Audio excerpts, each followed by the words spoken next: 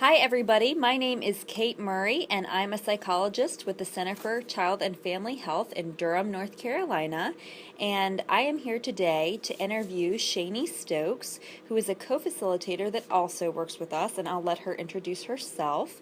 Just a little bit about our center. We have been doing caring for children who've experienced trauma, or RPC, for quite a while. I myself have been with the center since 2011, doing groups for a couple different projects, and our use of RPC has expanded greatly since then. And Shanee and I have had the pleasure of training together many times, so we actually know each other quite well. But we're here today to talk about co-facilitators and their involvement and how that enhances RPC. So Shanee, I'll let you introduce yourself. Thank you, Kate. My name is Chaney Stokes, and I'm a former foster youth. I aged out of the child welfare system here in North Carolina at the age of 18.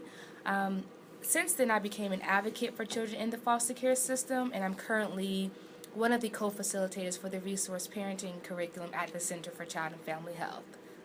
All right, great. Thank you, Shanee. So as we facilitate caring for children who've experienced trauma, we often will recruit parents who are either actively involved in their foster and adoptive parent associations, or we'll recruit people that are participants in our groups that are trying to learn about children in their home. And your role is definitely unique. Can you tell us about how you became involved with RPC? Sure. So I was introduced to the Center for Child and Family Health through the Child Welfare Breakthrough Series Collaborative.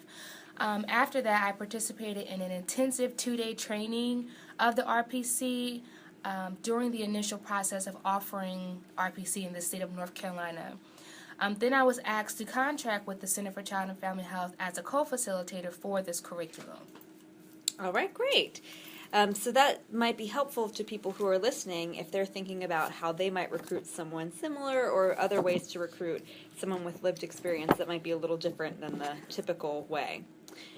So can you tell me about when you were preparing to facilitate RPC, and you can kind of think about when you were first getting started with it, or you can think about as we are going along and you're doing it more frequently now, how you prepare for each group. But thinking about how you prepared, what did you do, and what did others do that really helped you prepare to be a co-facilitator? Okay. So coming into the role of a co-facilitator, I had already experienced talking in large groups and providing information as part of a training. The more difficult part was handling my emotions while speaking and providing that information. In my preparation, I had to not only look through the material to be sure I understood what I was saying, but also had to try and determine what may cause what I now know as a trigger. So as I've worked with Kate in many RPC groups over the years, there were times where Kate was very patient and understanding to my needs as a co-facilitator and also as a trauma survivor. One thing that has really helped me feel confident in co-facilitating RPC is the use of the partnership planning tool. This tool was created to help the facilitator and the co-facilitator understand each other's training style and also understand what may be a button pusher or a trauma reminder. There were times where I felt the most connected with my facilitator when she was able to share what were some of her button pushers in the training room. So I felt like that was a genuine equal partnership throughout the RPC curriculum. Okay, that's really helpful to know. So thinking about when we do experience button pushers, I think it might be helpful to think of, there are people in a lot of different roles. There are going to be co-facilitators with their own personal history of trauma that, as you said, a trauma reminder can really, in the group, can bring up examples that remind people of things that happened in their own past. Or there can be hot button areas, and I can share an example of someone from the parent perspective who, a parent that I worked with, found out about some sexual abuse in their child's history that they hadn't previously known about, and some behaviors that caused that were really upsetting to the parent at the time. And so we talked about how that was a really raw issue because it was new. And so because I knew that ahead of time, we could then think about how to manage that in the group and talked about strategies for if it does come up, maybe they might not speak to it and maybe we'd talk about it later. So we were able to plan that more efficiently. And then we kind of talked about my triggers too for what comes up for me, because we all have them, of areas where we are just sensitive. And it might be working with a therapy client, for example, and really struggling with some secondary traumatic stress symptoms related to something that client is going through, and something in the group that said reminds me of what that person is going through in my own secondary traumatic stress. So I think that's a great example of something that's really important to be in open communication about. Is there anything you can think of that you did or that the co-facilitator did specifically that really could help you feel comfortable in sharing that, or that helped be able to process something after a trigger happened? Yes, definitely. I think having that relationship with my facilitator prior to the RPC group really helped. There were some things that I was able to share with her prior to starting the RPC group that allowed her to kind of read my face a little bit and kind of read my responses to tell whether or not it was bringing up an emotion. So I think that that relationship and that partnership that I felt with my facilitator kind of helped alleviate some of that stress in the room and help deal with, you know, the emotional aspect of my trauma reminder while the group was going on. So I think that's a great example, and I think just even activities doing together, you know, when you're preparing for the group, maybe meeting for coffee, when you're discussing it, just getting to know that person a little really helps read their facial expression, something you wouldn't get if you're just having to prepare over the phone, for example. So the more that you're able to build a relationship and know that person, the more you'll be able to read their cues and help them in the room when you're working together. So that's really great.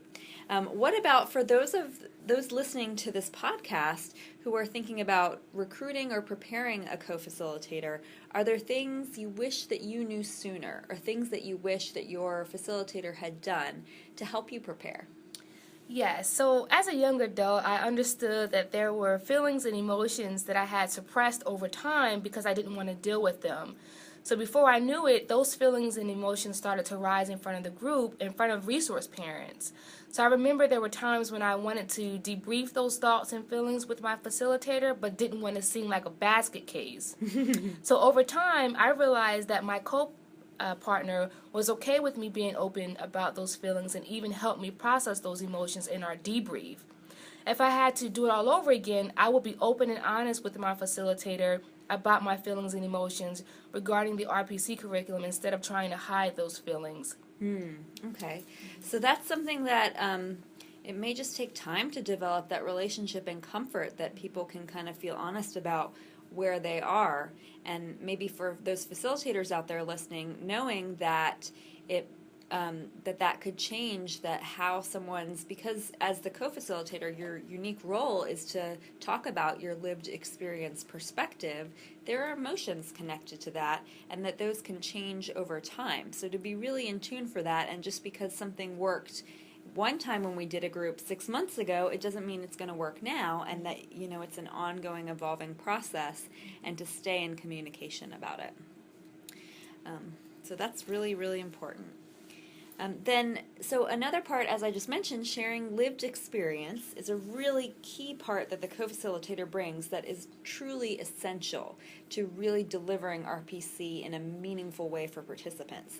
So that involves sharing some things that are very deeply personal sometimes, how that can make a co-facilitator in a very vulnerable position. So how did you come up with which examples that you would share and which examples not to share from your own personal experience? Well, in the beginning, I felt like it was important to share everything from my experience. I felt like the more I shared, the more I was going to be able to relate to the families, the resource parents. And over time, after experiencing the RPC curriculum on multiple occasions in different groups, I realized that it wasn't necessary for me to share all of my story, but just key points that were relevant to the material. So I decided to share things that I felt comfortable with sharing that I knew wasn't going to cause me maybe a trauma trigger or a trauma reminder. And also I made sure that I shared things that I felt comfortable with sharing and wasn't going to feel regretful after sharing that information. Great. So it sounds like you kind of sometimes had to learn from your own experience of when you felt like you shared too much or not enough. Great.